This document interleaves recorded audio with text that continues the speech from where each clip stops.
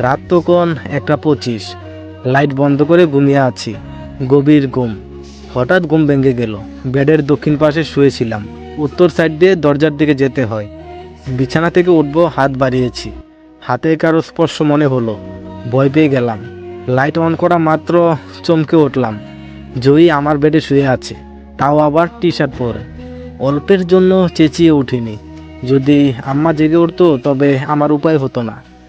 বলতো ছেলে নষ্ট হয়ে গেছে। তাই ধীরে শব্দে ডাক দিলাম জয়ীকে। সে নড়ে উঠল, তারপর মিষ্টি করে হাসলো, তারপর খিলখিলিয়ে হেসে বলল, খুব ভয় পাইয়ে দিয়েছি তাই না? এদিকে রাগে আমার মাথা বনবন করছিল। তীব্র রাগ নিয়ে জয়ীকে উত্তেজিত স্বরে বললাম, তোমার কি লজ্জা নেই? স্যারের সাথে এমন করছো? জয়ী জবাব দিল, কলেজে যতক্ষণ ততক্ষণ আপনি স্যার, কলেজ থেকে বের হলে আপনি আমার প্রেমিক। বুঝেছেন কিছু? শোনেন, আমার তো সাহস দেখেননি।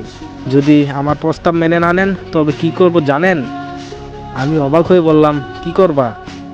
জয়ী উত্তর দিল, এখন তো টি শার্ট পরে আসছি, তখন পরনে কিছুই থাকবে না। একেবারে খোলামেলা হয়ে মধ্যরাতে আপনার রুমে ঢুকে আপনার পাশে ঘুমাবো। তারপর চিৎকার করব যাতে আন্টি এসে সব কিছু দেখে। তারপর কি হবে বুঝতেই পারছেন। জয়ীর কথাগুলো শুনে এসব ঘটনা চোখের সামনে ভাসছিল আমার। ও নো, বাস্তবে যদি সে এমনটা করে বসে তবে কি কাণ্ডটাই না ঘটবে। একটু পর দেখি দরজায় কড়া নাড়ছে কে যেন।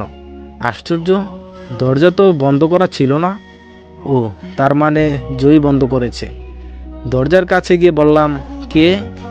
বাইরে থেকে উত্তর দিল, রিফাত, আমি তোর আম্মা। রুমে একা একা কার সাথে কথা বলছিস? পাগল হলি নাকি? আমি জবাব দিলাম, না মা, কলেজের ইতি ম্যাডাম ফোন দিয়েছে তাই কথা বলছি। এটা শুনে জয়ী আমার গাড় চেপে ধরে গালে একটা চুমু বসিয়ে দিল। আমার এত রাগ হলো যা বলার বাইরে। একটা মেয়ে এতটা পাজি হতে পারে, তাকে না দেখলে বুঝতামই না। আম্মা আমার কথা শুনে বলল, ইতি কি বিবাহিতা? বিবাহিতা হলে পরের বার যেন তোকে তার সাথে কথা বলতে না দেখি। আমি বললাম, না মা, সে অবিবাহিতা, সুন্দরী খুব। আম্মা বলল, কি চায় সে? বিয়ে করতে চায়? করতে চাইলে আমাকে বলবি, কথা বলবো তার সাথে। আমি বললাম, আম্মা তুমি এখন যাও তো, আমরা অফিসিয়ালি কথা বলছি। তারপর আম্মা চলে গেল। জয়ীকেও বললাম চলে যেতে, কিন্তু সে তো নাছোড়বান্দি, আমার মুখ থেকে ভালোবাসি কথাটি শুনবেই। তাই মিছামিছি বললাম, হ্যাঁ আমি তোমাকে ভালোবাসি, এবার তো যাও তোমার রুমে। জয়ী তার মোবাইলে আমি যে ভালোবাসি বলেছি সেটা রেকর্ড করে নিয়েছে। সেটা শুনিয়ে শুনিয়ে বলছে, এই যে রেকর্ড করে রাখছি, আমি বাদে অন্য কারো চিন্তা মাথায় রাখলে তোমার একদিন কি আমার একদিন। এতটুকুন মেয়ের কথা শুনে রাগ তো হচ্ছিলই, সাথে হাসিও আসছিল। শেষ পর্যন্ত জয়ী রুম থেকে বেরিয়ে গেল। উফ, হাঁপ ছেড়ে বাঁচলাম। তারপর তারপর আবার ঘুমিয়ে পড়লাম। সকালে ঘুম ভাঙলো।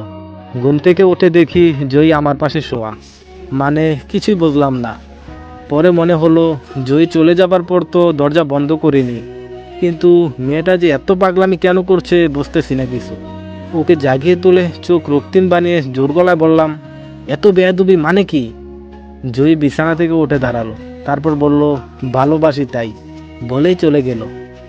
মেজাজটা আমার পুরাই গরম হয়ে গেল। এই অশান্তির মাঝ থেকে কেমনে যে রক্ষা পাবো বুঝে উঠতে পারছি না। সকালে ফ্রেশ হয়ে খাওয়া দাওয়া করে কলেজে যাবার জন্য বাসার গেট থেকে বের হলাম। দেখি আমার বাসার গেটের সামনে আমার ছাত্র নয়ন দাঁড়িয়ে উকিঝুঁকি মারছে। ওর কাছে গিয়ে ব্রু কুচকে বললাম, নয়ন তুমি আমার বাসার সামনে দাঁড়িয়ে কি করছো? ব্যাপার কি?